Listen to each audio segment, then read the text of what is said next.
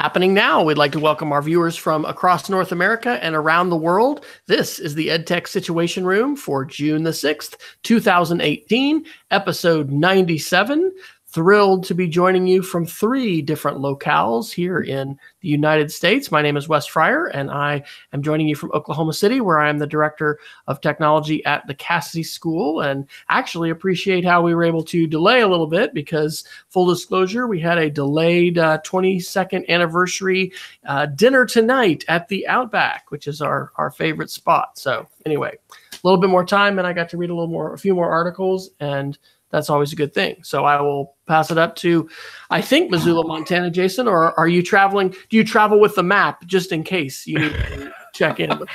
A portable set that I bring along with me. No, I am joining tonight from fabulous Missoula, Montana, where I am the Assistant Director and Curriculum Director of the Montana Digital Academy, the state virtual school located on the University of Montana campus. And sad times at the Casa de Neifer James. Our exchange student that we've grown very close to over the last 9 months leaves tomorrow back home for Sweden. And so Albin, our kiddo, is out right now saying goodbye to friends, which is why I was able to jump on tonight and podcast. And in fact, we're so distraught that tomorrow, after we drop him off at the airport, we're going to go to an undisclosed location for 72, 96 hours and kind of lick our wounds. But it is beautiful here in Missoula. It's been fabulous weather all week long, 80 degrees, and it's a very Montana spring/summertime here in Missoula. And for the second week in a row, we're welcoming a guest, a podcaster, to our lovely show. Michael Crawford joins us from the Bay Area. No, I'm sorry, San Diego, California,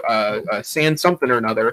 Michael, right. Welcome to the podcast. Tell us a little bit about yourself. Sure. Thank you guys so much for having me. My name is Michael Crawford. I am currently in San Diego, California. I am the Director of Strategy and Partnerships at Real World Scholars. And Real World Scholars is a nonprofit organization that helps classrooms start and run businesses. We consider ourselves a tech company, although we aren't totally tech people, but create tech solutions that allow educators and students and community to really connect and grow and learn together. And so really happy to be here. Thanks again for inviting me. That is awesome. Awesome. Well, and another shout out to Beth Holland, who has arranged for the coordination here and the invitation. Shout out to Peggy George, who's live in our chat room. And we do want to direct everybody to edtechsr.com/links, where you can find links to all the articles, plus some that we will probably not get to tonight. And you can also, if you are able to join us live, just to the sidebar of our YouTube, you should be able to join the live chat that is there. So, Michael, can you just tell us how did you end up getting involved with this nonprofit? And we'll segue before we just jump into the first article. How long, and then what was your path to where you're at right now? Sure. So I'll start at the beginning-ish. So I went to school at the University of Michigan, not knowing what I wanted to do. I knew that I wanted to work to help adults make better decisions. I was looking around at my friends and reading the news and reflecting on my own behavior and felt like I could be better and we could all be better. And so I wanted to work with people in some capacity and help them to be a better version of themselves. Education was kind of an obvious way to go about that. Although I knew I didn't want to be a teacher, I felt as though teachers had some limitations around the scope or the scale of their impact. And so I thought, well, if I could work around education, if I could work in programs or with systems, then I could have a broader impact. And so I started working in the after-school space and really got interested in figuring out how nimble and flexible and adaptive that space could be in supporting young people. And in particular, became really interested in adolescence. So my thinking was, well, if I wanted to have an impact on adults and the ways that adults interact in the world, then the best way to do that would be to intervene right before they kind of take this jumping off point into adulthood. And so that led me to a PhD program at the University of Kansas, where I studied adolescent development. I'm currently all but dissertation, so I'm so close. I can there's a light at the end of the tunnel. We are here to encourage you. Yeah, we know that pain, brother. So keep I running. appreciate it. Keep running and don't stop. I appreciate it. So while working on that at the University of Kansas, I started working for the Kauffman Foundation, which is the Foundation for Entrepreneurship and Education. And so it was there that I really kind of got bit by the entrepreneurship bug. I had, my understanding of entrepreneurship before that was, rich tech guys on the Inc. magazine and Forbes and all these things. But it turns out entrepreneurship is actually an incredible vehicle for the kinds of things that educators and folks worried about human development actually care about. Entrepreneurs are persistent, they're creative, they're resourceful, they're collaborative. These are all things that educators hope to allow their young people to immerse themselves in and develop the skills as a result. And so it was there that I started to see, wait a minute, there's a convergence here. There's something that's really special at this intersection. And so fast forward a little bit, I was working for a company called the Entrepreneurial Learning Initiative out of Cleveland and doing some entrepreneurial mindset curriculum and programming. And the co-founder of Real World Scholars, John Cahalan, was on Twitter, and I was on Twitter, and I was talking about something related to entrepreneurship and education, and he reached out and he said, hey, we're doing this thing. We're called Real World Scholars. We give classrooms and teachers money to start student-run businesses. I'd love to share with you some of the work that we do. So we started building a relationship there. A year or so passed. We met at a couple conferences. They came to Detroit where I was living, grabbed dinner, and lo and behold, about February 2017, they reached out and said, hey, we are looking to grow our team. We think that you are multilingual in terms of education and entrepreneurship and business and systems and nonprofits, and we're looking to grow. So what do you think about San Diego? And I said, well, I looked out my Metro Detroit window in February, and I said, San Diego sounds pretty good. And so, a couple months later, after we figured out some details, made my way to San Diego. And so now it's been about a year and change since I've been with Real World Scholars, and we're doing really, really exciting work. If I do say so myself, Real World Scholars was started with the goal or the hope of leveraging entrepreneurship as a vehicle for young people to learn, and we continue to do that, and we're also now developing a couple other projects that we think can help kind of reinforce this community education, teachers, students, business leaders, really at the convergence of those groups. And so that's what we're up to these days. Fantastic. Well, we'll include a link to Real World Scholars in our show notes, and definitely encourage folks to reach out to you and check that out. So we are going to break down some of the recent tech news. We had a big Apple event, the Worldwide Developers Conference that happened, and I have not watched the whole thing. Multiple videos. In fact, we still have a 3rd generation Apple TV and the newer one. On the new 4th generation, you can see a whole bunch of talks from the developer conference. I kind of think on the first one, it's just the keynote, but a very cute introductory video. If you're a fan of Planet Earth, and I don't remember if it's David Attenborough or who the narrator for that is. Anyway, they're talking about the migration of the unique developers that came to California. So anyway, I know we've got some security and some privacy. Mr. Neifer, with the authority given to you by the unstated projection map behind you, where would you like to begin? Sure. Let's pick up on an article that we actually didn't do from last week that got carried forward. That I actually thought was pretty interesting. But Mary Meeker is a tech analyst and a venture capitalist, and she's released, I think for a number of years now, an Internet Trends report. And so that was released last week, and there's a really great summary of that report in TechCrunch from May 30th. And I just wanted to pick up on a couple of the big picture things here that I thought was pretty interesting. First and foremost, as of 2018, half of the world's population, or about 3.6 billion people, are on the internet, and that is a very interesting statistic that we've reached that much market penetration. We've talked in the past about internet.org, which is a lot of tech entrepreneurs' attempt to provide new and novel ways to bring internet access to populations around the world that have not necessarily had a deep penetration of the internet. So that obviously was an interesting statistic. But there's a couple of others I think would also, I think have some impact in the classroom. One of them is that, of course, smartphones are definitely the main access point now for individuals. We've actually gone up to 5.9 hours per day on our smartphones as opposed to 5.6 hours the year before. And adults, which is who they're tracking in this, are obviously an upward trend. The reason why I think this is interesting is because at the same time we see an increase in devices and their use amongst adults, we are now seeing vendors come to us with solutions to addiction problems. And we'll talk about Apple here in a couple of moments. But what I thought was really interesting about, if you juxtaposition Google's I/O conference a few weeks ago with Apple's Worldwide Developer Conference, with the Microsoft Build Conference that was the same time as the Google Conference, there are a lot of themes that were interweaved between the three of them. But one thing that was very clear was that manufacturers, device manufacturers, platform developers are now coming up with means to try to control our devices by adding in safeguards is probably the one way to put it. In particular, the Apple thing, and I really did enjoy watching the Apple keynote, even though there wasn't a ton of really huge gee whiz things on there. But one thing I did find interesting there is they are adding some micro controls to your device that allows you to time a particular app, shut down an app, take away the color from the screen. The resting phase for iOS 12 will include a black and white screen overnight as opposed to a color screen, taking off the notifications. But all these micro controls seem like an interesting thing juxtapositioned with the obvious increase in the amount we're using devices on a fairly regular basis.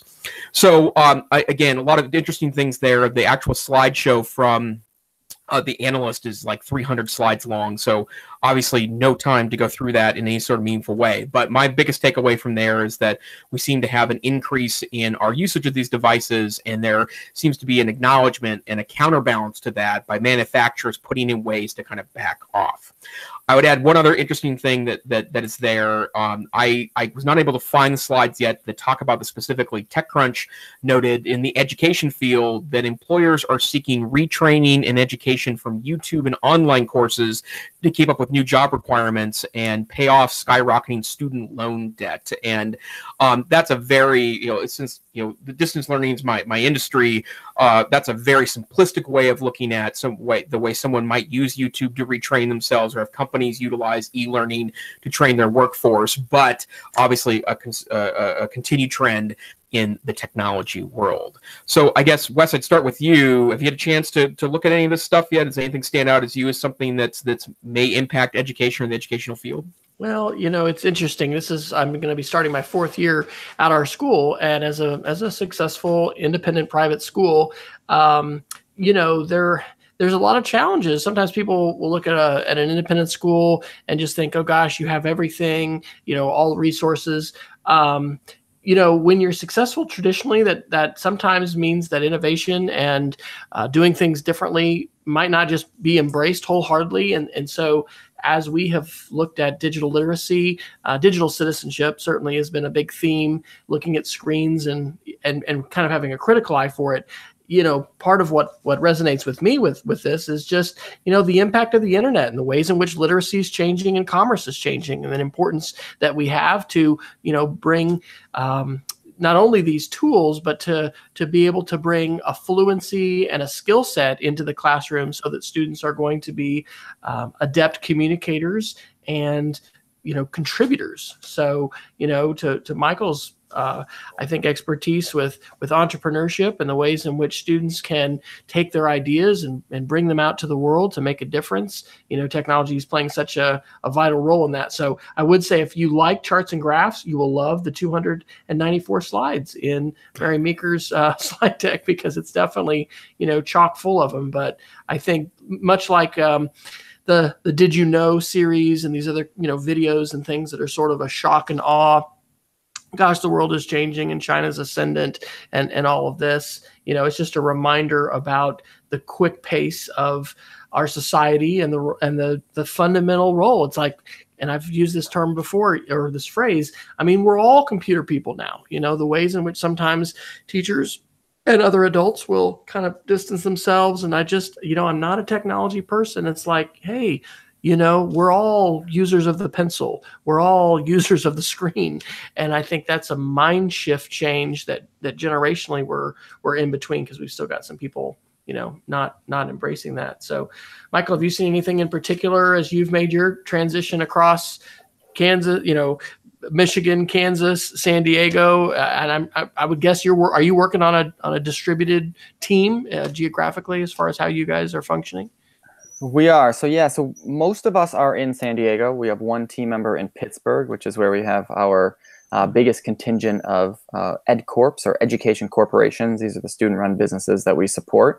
But I wanted to pick up on a couple of things here. So the concept of sort of like these screen protections, or the some aspects, features of these of this technology that can help actually limit screen usage. I think this is in the right direction. Personally, I think we aren't as equipped as we would like in terms of engaging with these kinds of technologies, and to be able to intentionally limit ourselves, I think is a huge move in the right direction. I, for a while, experimented with the black and white screen. I read, I can't remember where, a little while back, about how it is less alluring, less attractive. It can help make you not want to look at it all the time. And so I used it for a while, and then when I would want to watch YouTube or something, I would flip it off so I can get the full color. And then at some point I forgot to actually go back. So maybe this conversation will inspire me to put that back on. But I do think there's something important about this sort of self-limiting behavior that's valuable. And if tech can help with that, I think that's worth it, or something we should embrace. And the other piece, Jason, that you mentioned about videos for learning. So one of the other projects that we're working on is what we're describing as a professional social network for educators that is video-based. And it's not video-based in kind of the YouTube or TeacherTube sense, where you're going to go and watch a 30-minute video on how to give a lesson or a particular piece of technology. But instead, it's using video as a conversation catalyst, as sort of conversation kindling. So one of the challenges that we found with, we'll call it video learning, is that it's great that you can go and watch a video and learn a particular skill, or about a product, or about a service. But what often doesn't happen is the connection between you as the viewer and the person who actually created that video. And so in education, in K-12 education in particular, educators often are doing their work in silos. They're disconnected. They rarely have opportunities to collaborate. We heard this from the hundreds of educators that we work with, as well as countless conversations with educators across the country.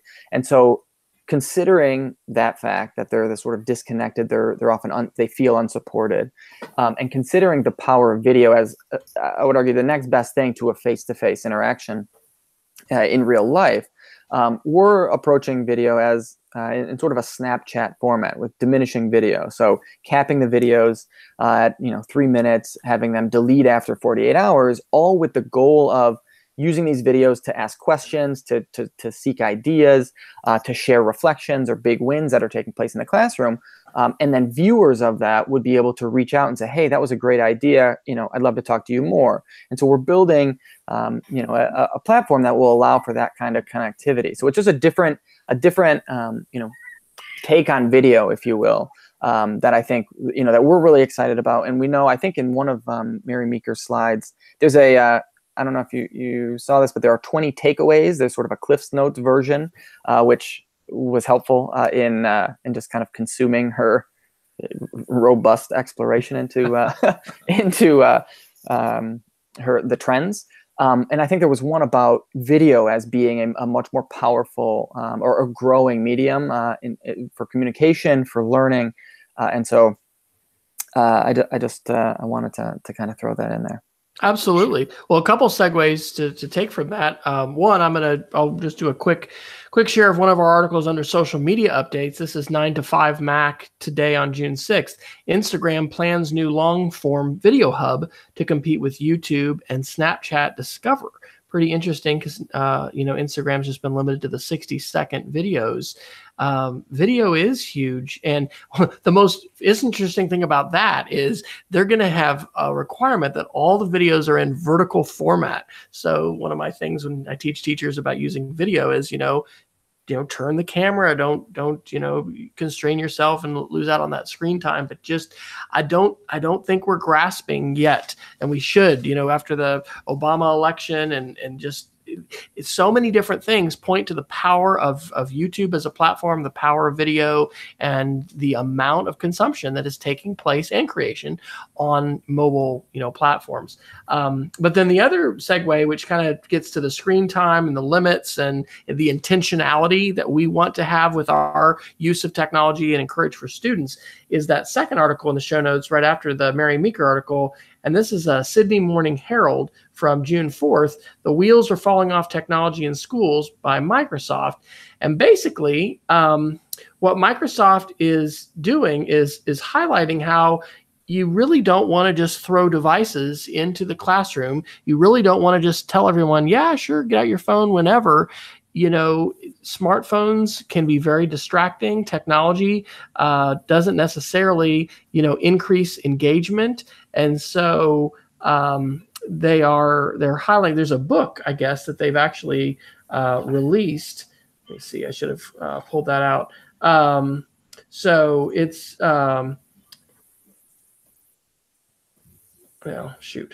there it is. It's called Transforming Education. So it's describing that book as an intervention, arguing schools across the world have not paid enough attention planning for technology or understanding how it'll help. So I definitely think some of the backlash that we're seeing when it comes to screen time and digital citizenship, does have to, we've talked about this all the time on the show, the addictive nature of technology and how powerful it is. And we need to always just keep bringing it back to learning and bringing it back to, what is it that we want to accomplish? And, technology for technology's sake is not going to be the answer. It should be an important tool in our toolkit, and we shouldn't be, discarding these powerful platforms. But at the same time, we need to be intentional about it all. So, Dr. Neifer, any thoughts? Yeah, I guess I would add one other piece to this that the video piece is an interesting piece for me in light of my day job. And one of the things that, in my mind, makes terrible e-learning is this notion that you can kind of bottle up something that happens in a classroom in a video and then hand it out to the masses, and that's going to replicate a face-to-face classroom environment. And I get a little tired of the what is better online classes or face-to-face classes, because that's such a shallow question in light of the difference in the environments. In fact, every time an online environment tries to mimic a face-to-face environment, I think it does a pretty poor job of doing that. But when the online environment takes advantage of its strengths and minimizes its weaknesses by focusing only on what it can do best, it can oftentimes be a very compelling environment. The worst in video is when you try to put an hour-long lecture on YouTube and say, hey, I'm teaching this class today in this way.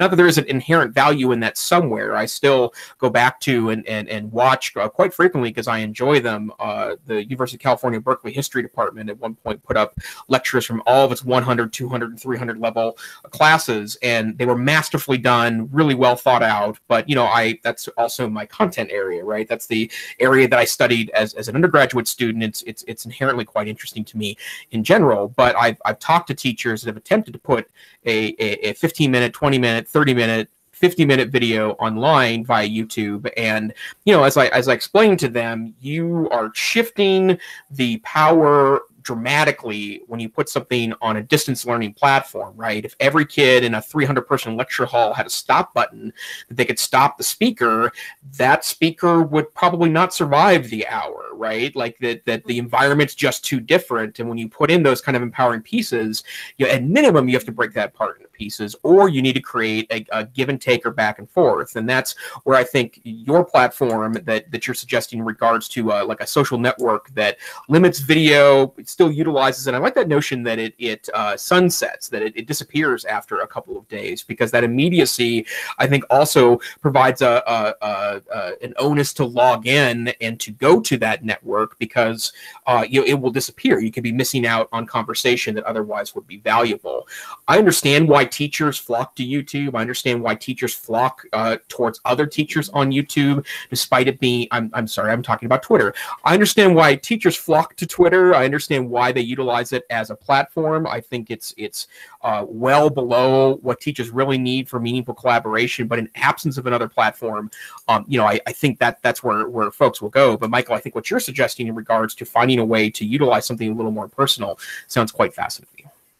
Well, thanks. Yeah, and I should mention, right now it is called EdSpace, so you can go to our fresh landing page with limited copy on it and no pictures. EdSpace.live. You can check it out, or at least sign up to hear more. But yeah, I mean that was our thinking. The world is we'll say awash in content, but what it is not awash in is high quality relationships, supportive relationships, especially in the education space. There's a lot of conversation around growing your PLN, your professional learning network, you're finding your tribe, all of these things that matter. And when you ask educators what really help them get through it or what helped them thrive, they talk typically about other people. They don't say like, oh, well, I went to YouTube and that saved my teaching career. They say, I'm teaching with an incredible group of people, or I use some technologies that exist in order to connect with them, be able to ask them questions, be able to text them when I'm struggling, those kinds of things. That's what's very important.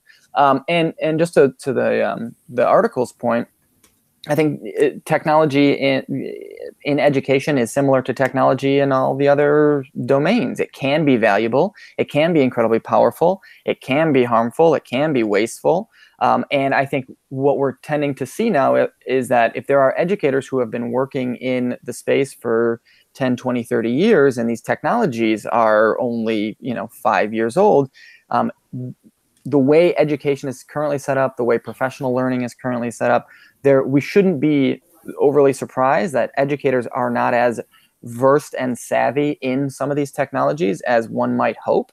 And so when students come in and then there's this new technology and the teacher's trying to figure out, and they also have the pressure and the constraints that come with education broadly, it wouldn't be, I am not surprised that there are concerns by even, big corporations like Microsoft that says, hold on a second, we need to rethink this. We need to approach this differently. We need to, baby steps first with some of these technologies, as opposed to just simply, presuming that they're the savior or that they're the silver bullet, or that all we need to do is, turn on the technology, and now students are going to learn that much better because it's technology.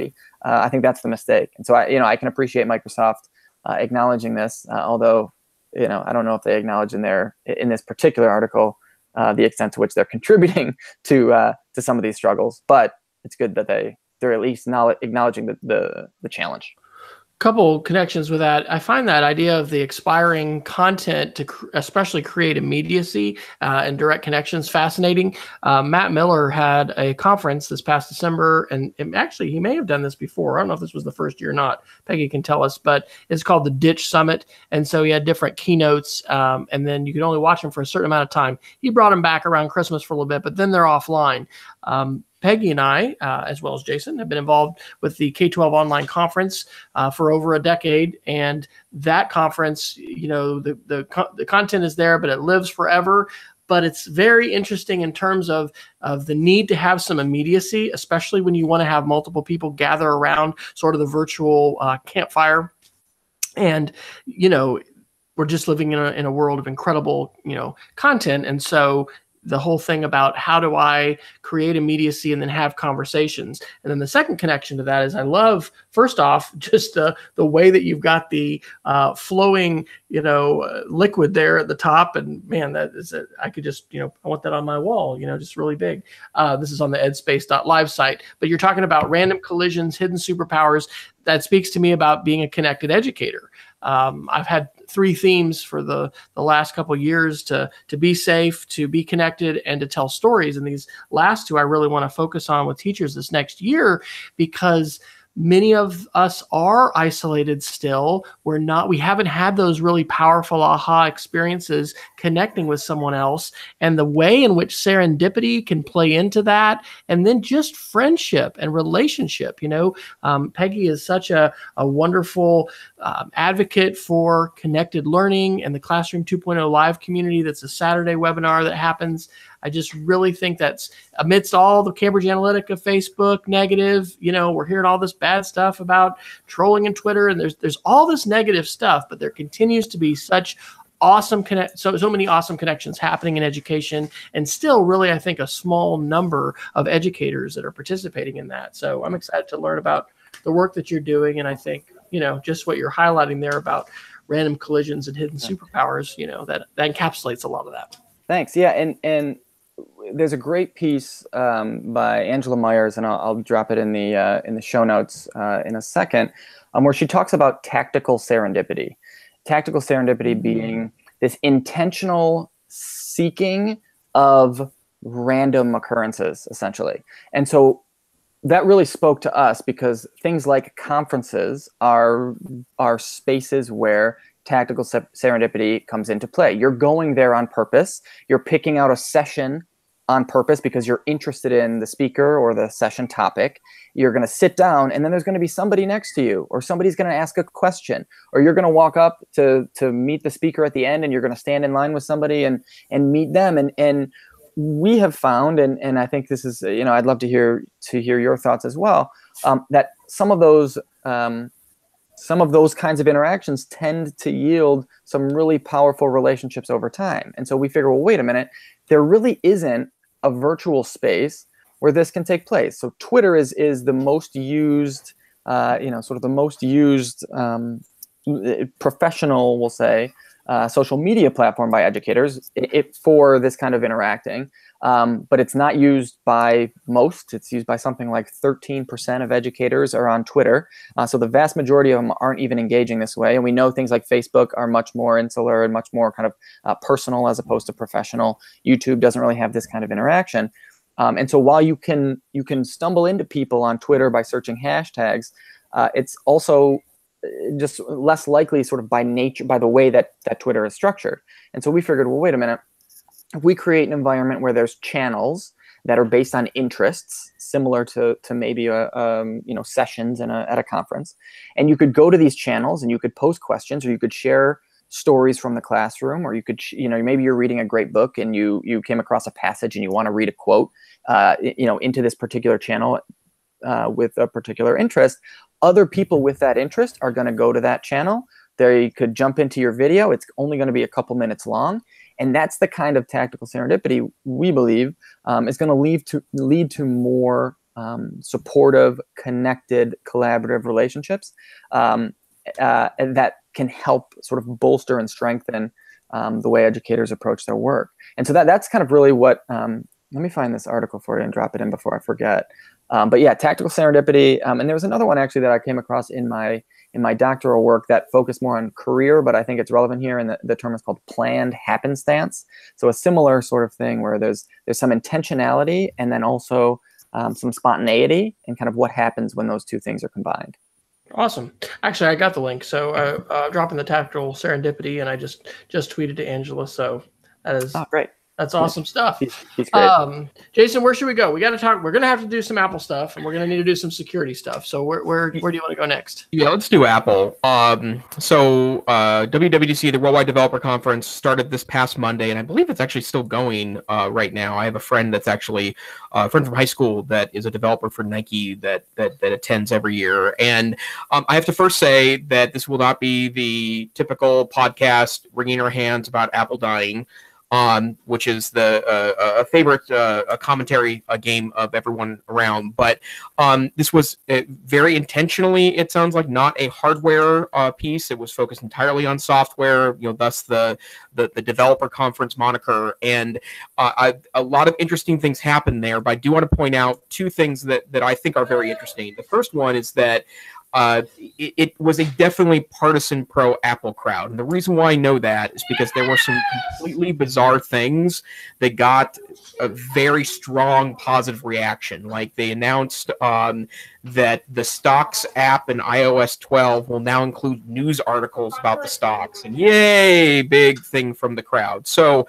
for those of you that don't know anything about any of the Apple events, there are oftentimes employees in the first several rows of that. Journalists are usually in a section off to the side. They, generally speaking, due to personal ethical purposes, stay pretty quiet and sit on their hands during that time. And then usually they will invite in some additional Apple partisans. But I did think it was kind of interesting that people did get they're excited about some individual pieces. But I also want to note that there are some very interesting functionalities that exist in iOS 12. It was interesting enough to me that for about 3 seconds yesterday, I did consider maybe going back to an iPhone because of how interesting some of those pieces were. I did too. Like that. And the two I want to point out, the distraction modification systems, I think are really interesting. I've been talking about digital distraction for 3 years now in context of K-12 education. It's a very important topic for me. And the fact that manufacturers are stepping up and doing something about that, I think is super great. And if you go around and listen to Tim Cook has gone on some kind of like media charm tour in the last 72 hours as well. I heard him on CNN. I heard him on NPR. I heard him on CNBC in the last couple of days. So he's doing more media than he usually does post a conference, but he's the first to admit that, we have these wonderfully powerful tools and we want to give you means to control them yourself. So the other piece I do want to point out, though, and then I'd love to hear both of your opinions on anything from the announcements, is I watched the keynote via the This Week in Tech live feed. So Leo Laporte and I think Megan Maroney was the other one that was giving commentary during the piece. And I watched it after the fact. I didn't watch it live. And something Leo Laporte said stuck in my head. He said, these are really awesome. I think these are really great tweaks they're putting into place. And the one he was particularly talking about, they're using a really IFT style kind of de facto scripting language that if your phone sees this, you can do that. You can start off with different patterns of apps in the morning. They're opening up triggers in apps. So in the morning, if you press a button, it's going to turn your lights on and then make your favorite Starbucks order via the Starbucks app for you to pick up 29 minutes later, yada, yada, yada.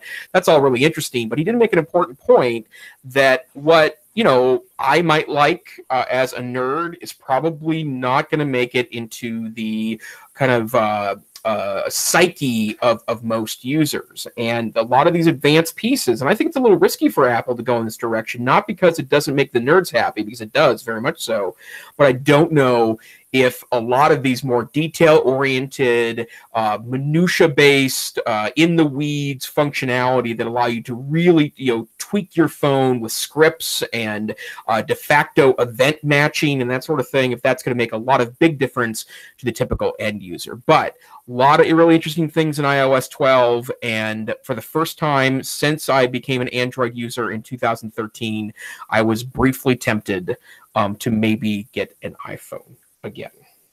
I was too, and I've only watched 15 minutes of it. I gotta say, first off, look at the screens that they present with. Okay, that is the most amazing wall of digital screens freaking ever. I mean, wow, it's incredible. We have our Apple store here in Oklahoma City, and we were one of the first stores nationwide, I think, to get this new massive wide screen. We heard it was so big you couldn't even drive it with a Mac. They had to have some kind of special, probably Linux box. If it was Microsoft, we'd heard about that. But anyway, just massive signage, and so, but that was part of my thinking as well. So the article that I dropped in the Apple section here on our notes is from Ars Technica today. The end of OpenGL support plus other updates Apple didn't share at the keynote. The highlights here were, number one, we do have a fair number still of the 2012 era MacBook Pros at school, and that will be supported by the next iteration of macOS, which will be called Mojave, breaking with their mountain tendency. Interesting about the what they think is going to be the disabling USB access. I just had a phone call from one of our other area tech directors yesterday who has some of the board members for their district traveling to China, and a friend had recommended, hey, Wes went to Egypt, or, would speak to that. And so we're talking Chrome and other phones, and do you want all of your stuff sucked off, through the security services or custom services of either another country or the United States? So it's interesting how Apple is continuing to address that. And then the last thing they talk about was two-factor authentication. So we did require all of our teachers and staff to move to two-factor authentication for Google accounts this past year. And I really, think we're ahead of the game with that. Surveying the other independent schools in Texas, primarily that are part of our associations, less than 25% of our schools had been doing that at the time. And so Apple is going to facilitate the ease with which you can do two-factor, much in the same way that Google has done on Android, as far as just being able to open an app and tap and say, yeah, that's me, authorize that. So sure. I agree that this isn't going to, get the headlines and the excitement with the hardware and the other things. But hey, it's great to have this innovation. And back to last week where we talked about the Hinge and, where Apple's going to go with all this stuff. Cook was not in the keynote, but in the interviews. I think this was they're not going to merge Mac OS and iOS. They're saying but they may assist the developers in importing those things. So anyway, yeah, it does make me consider whether my cheap Android device is what I want to stick with. So where are you with all this, Michael? Are you solidly in the Apple camp? Are you have a foot in both? And did the announcements this week sway you to transform your digital life with something different? Good question. So I will say that I do have an iPhone. I feel like I'm in enemy territory here a little bit, but I do not have an Apple sticker on the back of my. I do have a Prius, so I'm not like a super. I'm not an Apple head, we'll say. One of the things, Jason, you mentioned, you're not sure if the quote non-nerds will appreciate some of the scripting and the sort of advanced functionality that is possible. The only thing that got me thinking about was I think if we'll just call them non-nerds to be nice, if that's a word. Civilians is what I sometimes call them. Peasants, mortals, yeah. That's right. I think if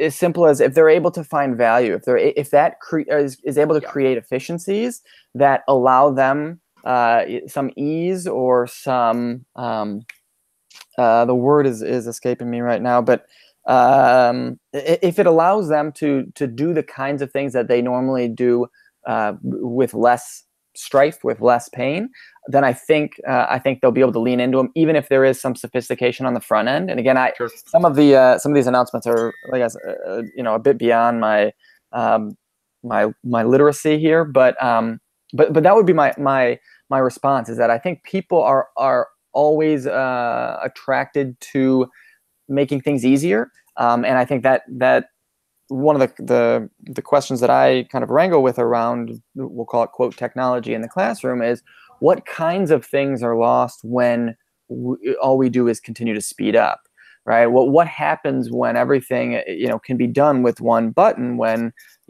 my toothbrush can get toothpaste on it and fly around and come and brush my teeth in bed, and when I don't have to ever get up and put my own clothes on, I can just sort of like stand up and my clothes put right. Like, these are things that are maybe in some kind of dystopian future, but my question always with all of these advancements is like, what kinds of things are lost? And so that just is something that comes to mind with as we move into faster, crisper, cleaner, Amazon Echo, all these things, these sort of newish technologies that are making our life easier. What are we losing? We're all going to join the airship in Wall-E and be, just driving around with our little remote controls. Increasing in size. And I would say that I like that notion about what efficiencies are things like the operating system adding on the phone. And something I've been thinking about a lot lately is that in all this talk about the the evils of social networking and the impact of sharing all your data and blah blah blah. And we'll get into, I'm sure, a couple more things related to that tonight. Is that I do think that the typical end user is not spending enough time figuring out what are the productive things I can do with my phone, right? Like it's we can obviously consume information with the phones, right? And something that, Wes, I've always appreciated about your advocacy is that you can always create with these devices too. So it should really be a two-way street. Creation is as important as consumption. I've always very appreciated about that advocacy on your part, but I think that there is a practical piece that oftentimes gets missed. If the first thing you're downloading on your new phone is Facebook and Hulu, you're not taking advantage of the fact that you could be using your phones for some pretty powerful workflow things to make your life not just easier and more efficient, but you could spend more time doing stuff you want to be doing, whether that is being on Hulu or it's out in the great outdoors. But and there's amazing things that you can do in 2018 with a phone that I think about in context of traveling. Like, I don't really need to carry with me a book bag full of stuff anymore. I can really do 99% of productive things on my phone. That's flatly amazing to me. It means that you can still pry away my carry bag for my cold dead hands. But the bottom line is that that your phone can do things. It can be a scanner. It can be a note taker. It can be a collector of things that you can review and use later. That's well beyond the passive receipt of information. And so I think re-engaging our relationship with these devices, going back to the note earlier about needing to kind of directly teach these things in classrooms. That's where, when we're not talking about computer literacy, when we're not talking about when teachers are not being good models for students on how to use these devices productively, that's the risk, I think, as part of that process. So I definitely want to talk about some security articles and probably the privacy. I want you, Jason, if you would, to here in a minute, speak to that Firefox switch article. It's very provocative, I think, as folks drinking Google Kool-Aid. And please, Michael, you're not in enemy territory. Jason's got the iPad there. Every device in our home, with the exception of 3 Chromebooks and this Android, until November, I was iOS the whole way. I was there, in Marconi Center or whatever, 2007 Macworld Jobs announced it. I was there. So anyway, I do see the white headphones. We got, we're Mac Air there. Here's the Pro. So security. This is an article update from 2 weeks ago. We talked about this hack where all of these home routers, a lot of them in the Ukraine, but others worldwide, had been compromised with this 3-stage hack. Including the stage 1, which actually survives a reboot. And so there's some updates to this from Ars Technica today. VPN Filter, which is the name of this malware, infecting 500,000 devices, is worse than we thought. And it's incredible. This quote I put into the show notes. The hackers, can modify your bank account balance so that it looks normal, while at the same time they're siphoning off money and potentially PGP keys and things like that. They can manipulate everything going in and out of the device. The big aha for the security researchers, and this is from a paper that Talos, who are the Cisco security researchers, put out. We just had a little Cisco webinar today, and we're hearing about, the geniuses of Talos, is that this isn't just, hey, let's get a hold of these routers so that we can do denial of service attacks and basically use them as pawns in our botnet, but the actual owners of these routers are the targets as far as being able to capture that information and that data. So on the note of Apple, I'm continuing to feel nice and safe, as I had for years with malware running a Mac, because you used to not have to even run antivirus, anti-malware. We've still got the Apple router. We haven't made a jump to any of these newer generation, mesh or whatever. And so I'm thrilled to see Apple is not on the list of compatible devices. But important to recognize, the FBI is recommending everybody reboots their routers. And, the level of sophistication with these hacks is it's crazy in terms of what these agents are able to do here. So thoughts on this? Have you guys rushed out to reboot your routers? Or am I, Chicken Little here, reading too much Ars Technica? Well, I could just quickly say I used the Google router. I knew it was safe, but I rebooted it anyways. I just thought what was stunning about that is when the FBI tells America, reboot your routers, there's probably something there, right? It seems like that's such an esoteric thing to tell people, right? Like I think a lot of people would struggle to describe what a router is in context of their home wireless network. My parents, both bright, delightful senior citizens. I called to ask them to do it because they're using whatever crappy router came with the cable internet service. It seems like it would be, prime suspect for hacking one. And I finally had just to tell them, go unplug the internet box and plug it back in again and call it good. And yeah, I think that the most stunning part about that, other than, wow, that we've talked a lot about Internet of Things devices being susceptible to hacking, for the FBI to come out and say that was pretty stunning. Yeah, I was stunned as well. I have not unplugged my internet device for fear of not being able to join this webinar. So right after this webinar, I plan to unplug it, give it a little breather, and then plug it back in. But yeah, again, this is kind of beyond my tech knowledge, but this stuff is scary. I think there's, and especially for the vast majority of people who, and I would probably include myself in this, who don't totally know what a lot of these things mean. It's especially scary when folks like the FBI come out and say, you're going to want to unplug for a minute because there's some real things out there. Yeah, I mean the amount to which we are susceptible to things, and just the way that the internet has continued to evolve.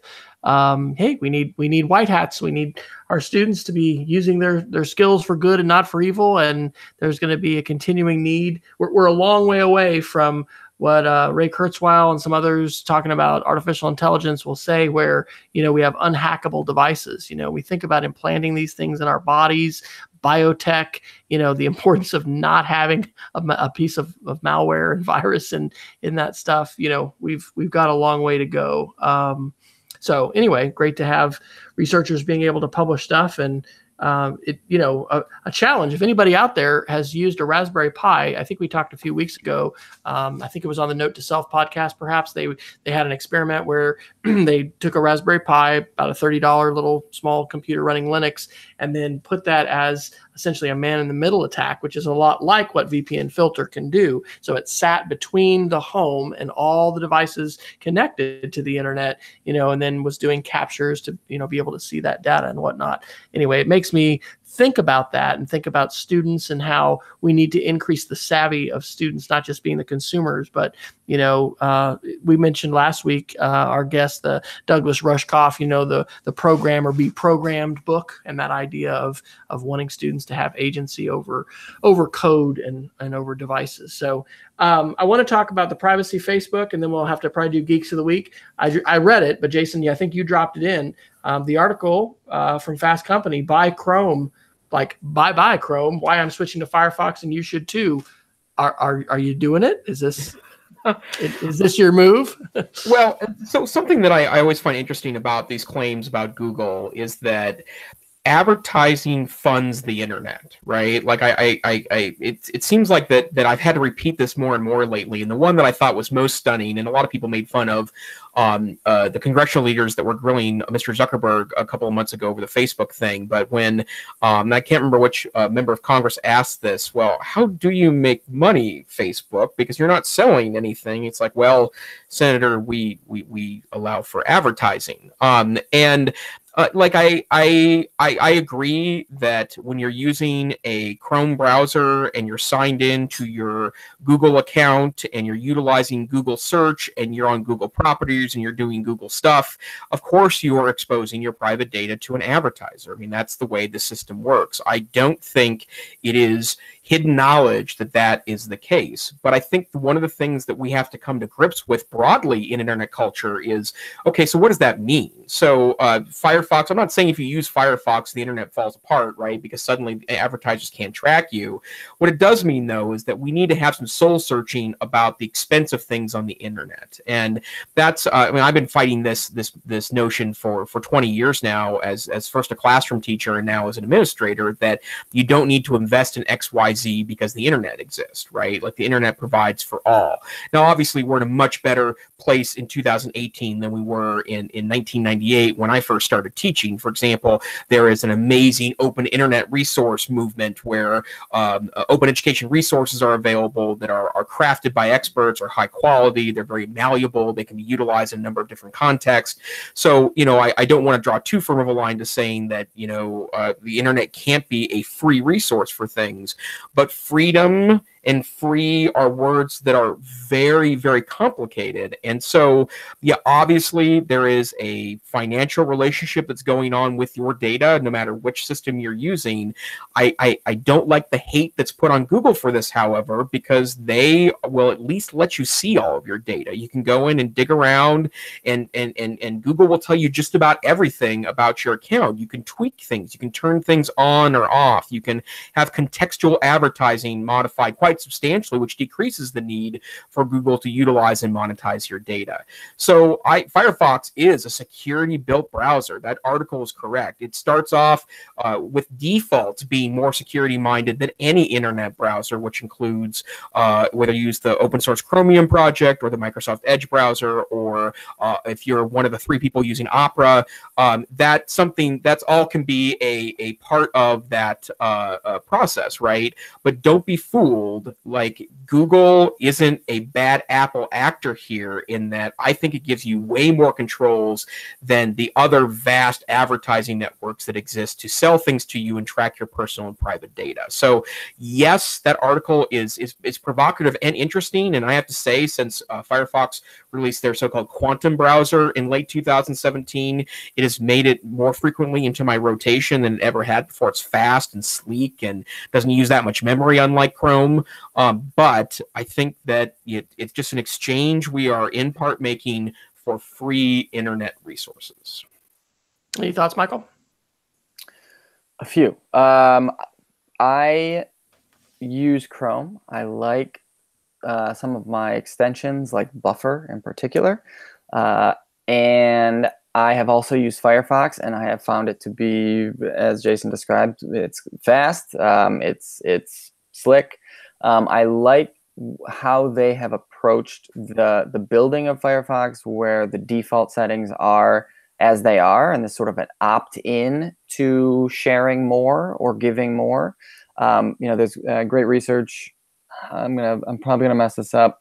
Maybe by Richard Thaler, and a book called Nudge, where he talks about how, I'm pretty sure it's him, I could be messing this up, but how he talks about vast differences in blood donation rates, and there was no great way there were no like sort of noticeable or obvious distinctions between Finland, for example, that had a 98% organ or blood donation rate or organ donation rate, versus Sweden that had a 4% organ donation. I think it's organs, not blood. So organ donation rate. And these countries are very similar across a ton of different metrics. What they found out was that when you go to get your driver's license in Finland, it was an out. It was automatic that you were going to be an organ donor unless you checked the box. Mm-hmm. And in Sweden, it was an opt-in. You had to check the box that said, I want to donate my organs. And that simple, I think they call it decision architecture, that simple modification to the decision architecture has had major implications. And so I think for me, it gets me to think about, well, wait a minute, what are the design implications? What are the decision-making implications when the default is such that privacy, security, limited data sharing is the default, versus the opposite, where on both browsers you can modify and tweak to your liking, but it's one thing when one is the gates are open a little bit and you can close them, and it's another thing when the gates are a little bit closed and you can open them. So that was one thing that came to mind. The other that comes to mind for me for this is there's a historian, an Israeli historian called Yuval Noah Harari, who wrote a book called Sapiens and another one called Homo Deus. And he talks about how over time and into the future, corporations or entities are going to have so much data and so much computing power and so much understanding of who we are as people that they're going to be able to begin making decisions for us without us even knowing. And so that, could be, again, dystopian. It could be a bit far away, but it gets me, being a little bit more mindful of the kind of information that is being shared, the kind of data that's out there. And, if it's I don't know if it's probably not possible other than not using the internet to like turn off the data flow, the contribution to the data ether. But it is possible, I think, to tighten the nozzle a little bit. And so that's kind of what this article got me thinking about. Awesome, man. Well, I do want to let people know, if you want to be upset about privacy, Facebook is the number one place to target your ire. And so an article that gives you practical tips for that from the Washington Post, from their science alert section on June 3rd, is titled, "If you care about data, change these 15 default privacy settings right now." Now, it is talking about Google as well and other platforms, but I did go in on Facebook and make some different changes. It's always interesting to see what they think they know about you. And, there were some things I do not remember, clicking on. And these are, bring it back to the digital citizenship. I'll throw this rhetorical question out. We're not going to answer tonight. How do we help get kids to freaking care about privacy? Because as we have had some feedback from our teachers who've been using some advisory time to share some videos with students, a lot of the reaction was, meh, I don't really care. So anyway, that's a bigger issue, but it's good to have these tools. It's good to hear, your takes on them. And I think we, just like we need to be open to other platforms and, other possibilities for how we do our work and how we communicate, looking at different browsers and then considering privacy settings and, what we're doing on a personal level, the choices that we're making, and how we might not want to go with the default settings. GDPR has definitely raised some consciousness, but I think it's actually been just a lot more, email that people have just had to delete and probably not take the time that we might ideally need to take to understand these policies and make sure, they're doing what we're letting the companies do what we want them to do. So we are at the top of the hour. We need to do some Geeks of the Week. Jason, why don't we start with you, and then we'll go to Michael, and then I'll wrap it up. There we go. Hi. New to the podcast this week, apparently. I have a quick thing to share. I've been talking about the Pixel Book, which is Google's kind of proof of concept high-end Chromebook, and it's been sitting in an Amazon cart for about 6 months for me now. I'm very tempted by buying one, even though the last thing on earth I need is another computer. But something interesting has happened in the last 3 weeks. They've started going down in price. Best Buy was the first to do it, where they were offering the main level Pixel Book was down to $750, down from $1,000. And if you had a student coupon, which just so happens they didn't notice that I graduated a couple weeks ago from the University of Montana with the last degree I will ever get, they sent me one of those coupons, and if you use the coupon, it takes the Pixel Book down to like $660 or something ridiculously low in light of the retail price. And it just so happens that Amazon is now also offering the price at that $750 level, and then if you're a student with Student Prime, you can get another 10% off. So I'm pretty tempted by this. Again, it's not like I need another Chromebook, but it's just such a beautiful piece of hardware. And a shout out, in case he's listening, Simon Miller, who is a tech director in Northern Idaho, let me play with his Pixel Book for 30 seconds at the NCC conference in February in Seattle, and I immediately fell in love with the build quality. So I will spend most of the next week working really hard to not press the buy button. But in case you're interested, there's a link to the Amazon advertisement for the $750 Pixel Book. And so if you're so interested, or if you've been tempted by it for a while, they're now finally coming down in price. Awesome. All right. And Michael, feel free to do more than one. I know you've gotten a couple there, but what do you got for us for a Geek of the Week? I was just going to say maybe Amazon's next sort of self-help feature would be the don't allow me to buy under any conditions. 40 click. If you want 40 clicks, that's right. And you got a tracker on the screen, and you got to, there's all kinds of stuff. Make it hard. Yeah. So just real quick, the one that I wanted to talk about came out, I think, a week or two ago, and it's an article in EdSurge talking about students step up to lead tech implementation at their elementary school. And so this speaks to me for a couple of reasons. Beth Holland, as you mentioned, was the one who connected us, who is, I believe, writing her dissertation on technology implementation and leadership and power and things. So shout out to her for kind of pointing me in that direction. But what really excited me or kind of piqued my interest with this one is I think too often we talked about it actually in this conversation already, too often we see young people, we broadly see young people as simply consumers of products and services and practices and experiences, and much less so as producers or creators. And a lot of the work that we've done, and that my own personal interest in my dissertation work and so on, is around incorporating young people into the decision-making process, incorporating them into the things that matter to them. And so if we're bringing technology into classrooms, and you know, the adults are the ones that are getting the training, and the adults are the ones that are using it and figuring it all out, and all with the hope that young people you know, reap the benefits of it, we would be better off. There's something to including young people in the deployment, the training, the learning, the figuring out, the testing, the feedback, all these different things. I think this is true both for tech implementation and for lesson planning and for guest speakers and field trips. The more opportunities young people have to recognize that their voice does matter, that they have the ability to make decisions that impact their lives and the world around them, the better they will be. The more often they have to flex those muscles, wait a minute, I said something or I did something that affected not only myself, but others around me, the more they can do that, the stronger those muscles get. And so we want to encourage them and we want to create the opportunities for them to do that. And so this article, I think, spoke a bit to that around tech implementation and including young people in that. Fantastic. Well, real quick, I got 3, so being a little abusive of my host power here, but I'll be fast. Remote for Slides, a Google Chrome extension. I've been doing several workshops I've entitled Getting Organized in Google Drive, talking about Drive file stream and the ways in which we can use the Finder or the file manager to go ahead and move files back and forth, and then be able to just use Team Drives, which is this new feature that Google has for G Suite. Use my Android phone to advance my slides, and was very pleased with the low latency and how quick that worked. So you just put that actually extension on your computer, no matter what you're running. I happen to be running a Chromebook.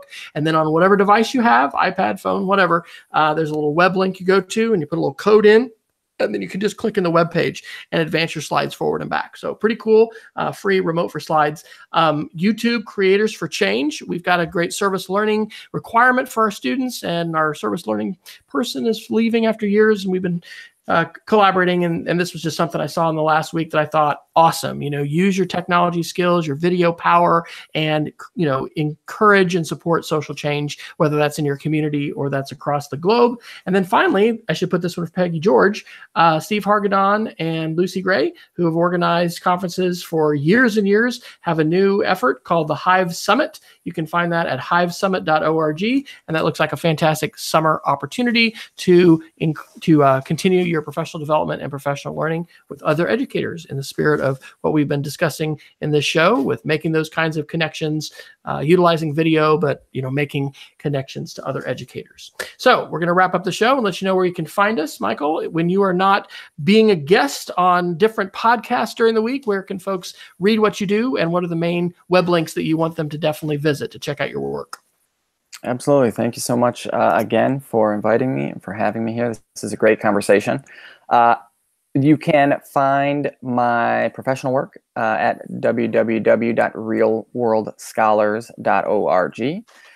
You can find me on Twitter at mjcraw, which is where I spend a good chunk of time. And so those are probably the best ways to reach me. My email address is at realworldscholars.org. But Twitter is probably my go-to spot. All right. And Dr. Neifer, where are you these days now that the doctor has been added to the title? Yeah, although I got to tell you, I have another deadline in 12 days where they want the final copy of the paper now. So I'm tweaking through some esoteric APA requirements, and then I'll be finally done with that process. But I'm on Twitter at TechSavvyTeach. I like to post 10, 15 things a week that I'm reading, and then I always like to get in discussions there about critical issues of the day. I am a sometimes blogger at the NCCE Tech Savvy Teacher blog.ncce.org, where I do work with NCCE to provide professional development to school districts across the United States.